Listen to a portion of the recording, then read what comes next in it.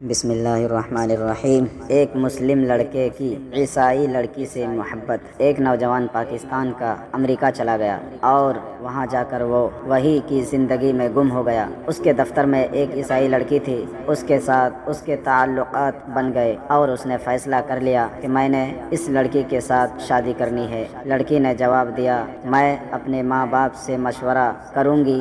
ماں باپ اس کے پکے عیسائی تھے، وہ مسلمان کو پسند ہی نہیں کرتے تھے، لیکن بیٹی کی بات کو وہ رد بھی نہیں کر سکتے تھے۔ تب انہوں نے کہا، اگر یہ نوجوان ہماری شرائط پوری کر دے تو پھر ہم تمہاری شادی اس کے ساتھ کر دیں گے۔ اور شرائط انہوں نے ایسی عجیب رکھی کہ ان کو یقین تھا کہ پوری نہیں کر سکے گا۔ پہلی شرط یہ رکھی کہ اگر شادی ہو گئی تو یہ نوجوان اپنی جگہ کو چھوڑ دے گا اور ہمارے گھر کے قریب آ کر اپنا گھر لے گا اور وہاں رہے گا۔ نوجوان نے اس بات کو قبول کر لیا۔ دوسری شرط یہ تھی کہ جس حد تک اس کا حلقہ احباب ہے، یعنی دوست ہے، ان تمام کو یکسر چھوڑ دے گا، نہ فون کا رابطہ، نہ ویسے ملنا ملانا۔ ہماری کمیونٹی کے جو لوگ ہیں یہ ان کو اپنا دوست بنائے گا، ان کے ساتھ اپنا رابطہ واسطہ رکھے گا۔ اس نے یہ بات بھی قبول کر لی۔ تیسری شرط انہوں نے یہ لگائی کہ اپنے ماں باپ سے بھی ہمیشہ کے لیے یہ اپنا رابطہ توڑ دے گا۔ اس نوجوان نے یہ شرط بھی مان لی۔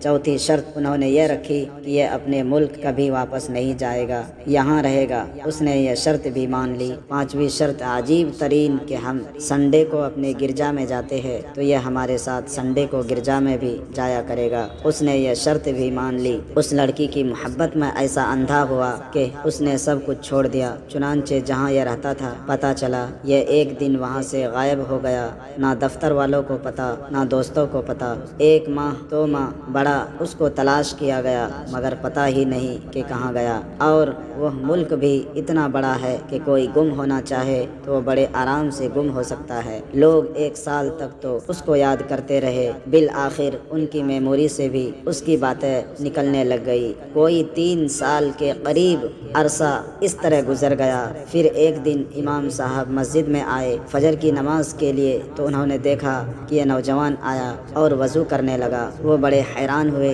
یہ زمین میں سے برآمد ہو گیا یا کہیں اوپر سے ٹپک پڑا؟ کدھر سے یہ آدمی آ گیا؟ خیر وہ بڑے سمجھدار تھے، انہوں نے نماز پڑھائی اور اس کو اپنے ساتھ اندر کمرے میں لے گئے اور کہا، بھائی آپ کے ساتھ تو ہمارا بڑا تعلق تھا، اتنا عرصہ ہم ایک دوسرے سے دور رہے، آؤ ایک کپ چائے کا پی لو۔ پھر انہوں نے پوچھا، تمہارے ساتھ کیا بنا؟ تو اس نے پورا واقعہ سنایا۔ کہنے لگا کہ اس لڑکی کی محبت میں نے اپنا سب کچھ چھوڑ دیا، شادی ہو گئی، میں اس کے ساتھ زندگی گزارنے لگا۔ میرے پاس مسلمان ہونے کا ظاہراً کوئی نام و نشان نہیں تھا سوائے ایک نشانی کے کہ میری جو کتابیں تھی وہ ایک جگہ پڑی ہوئی تھی، ان میں ایک قرآن مجید تھا۔ جب صبح روز میں تیار ہو کر دفتر جانے لگتا، کتابوں پر میری نظر پڑتی تو قرآن مجید کو دیکھ کر مجھے اللہ کی یاد آتی، اللہ کا دھیان آتا۔ میں اپنے دل میں کہتا کہ بندے تو خواہشات کے پیچھے لگ گیا، تو ہے گناہگار، لیکن دیکھ سچے اللہ کا